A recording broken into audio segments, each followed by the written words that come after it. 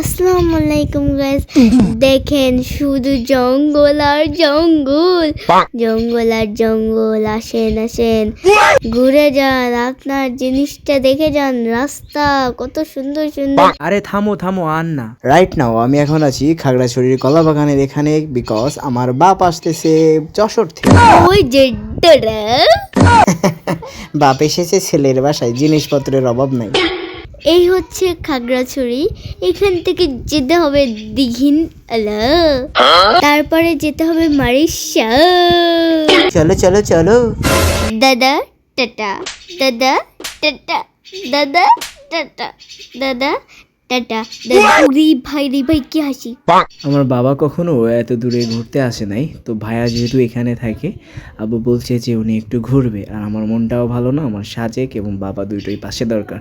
তো let's go. এখানে আছি দিঘিনালা। এখান থেকে আমার মারিশা যেতে হবে আবার একটা সিএনজি নিয়ে।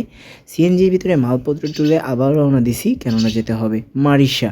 পথটা অনেক সুন্দর, বিশেষ করে এই পথের ভিতরে অনেক সুন্দর সুন্দর জোস জোস ভিউ পাওয়া যায়। একটু পরে দেখবেন আমি এখন একদম নিচে নামতেছি, আবার একটু পরে আবার উপরে উঠবো।